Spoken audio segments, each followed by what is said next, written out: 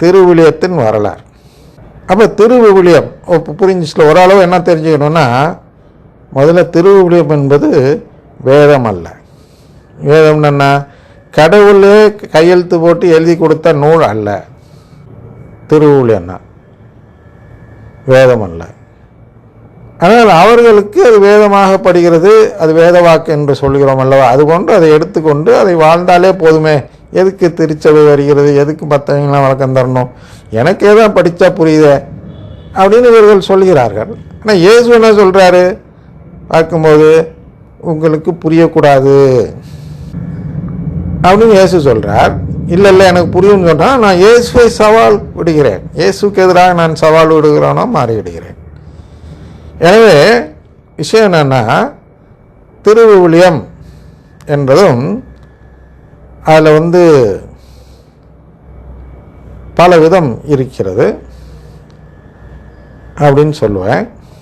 நான் பல விதம் சொன்னோன்னே நீங்களாம் என்ன நினைப்பீங்க அப்படின்னா, King James version, revised standard version, good news Bible, international version, Vulgata, அதை செப்துவஞ்சுவந்த் அப்படின்லாம் இருக்குல்ல, அதெல்லாம் வெவ்வேறு விதம் என்று உங்களுக்கு தோணலாம்.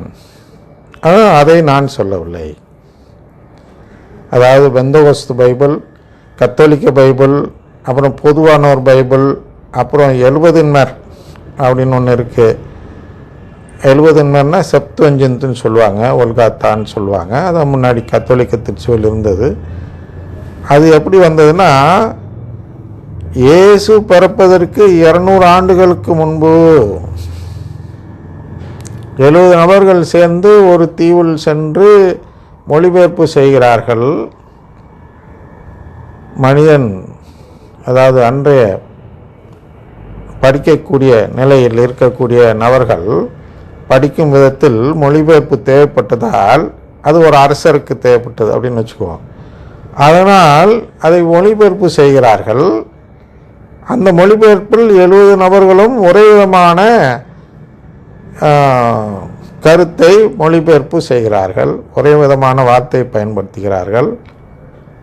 அதில் தான் அந்த கன்னி கருத்தரிப்பார் என்றெல்லாம் அதில் வருகிறது அல்லவா? அதெல்லாம் அதிலிருந்து வந்ததால் கத்தோலிக்க திருச்சபை அதை எடுத்துக்கொண்டு பயன்படுத்தி வந்தது. இதெல்லாம் பார்க்கிறோம். ஆனால் அதற்கு முன்பு இதெல்லாமே நீங்கள் எதுன்னா கத்தோலிக்க பைபிள்னு வச்சிங்க. எது கிங் ஜேம்ஸ் வெர்ஷன் முதற்கொண்டு அது கத்தோலிக்க பைபிள் தான். பொதுவாக என்ன நினைப்பாங்க, கிங் ஜேம்ஸ் அப்படின்னு ஒரு மன்னர் இது கத்தோலிக்க திருச்சபைக்கு எதிராக செயல்பட்டு மொழிபெயர்க்கிறார். ஆனால் இது கத்தோலிக்க பைபிள் அல்ல என்று ஒரு சிலர் நினைக்கலாம். ஆனால் அதுவும் கத்தோலிக்க பைபிள் தான்.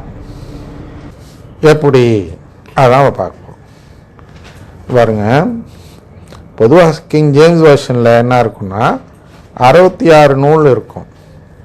கத்தோலிக்க பைபிளில் 66 + 9, அதாவது இணை திருமுறை நூல்கள் என்ற ஒரு பகுதி.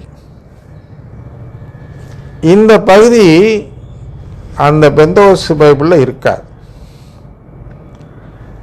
அதனால் இது வேறு அது வேறு அப்படின்னு நான் சொல்லவில்லை. அதுவும் கத்தோலிக்க பைபிளும் ஒன்றுதான். என்ன ஒன்று அப்படின்னா, இந்த 9 எடுத்துருங்க.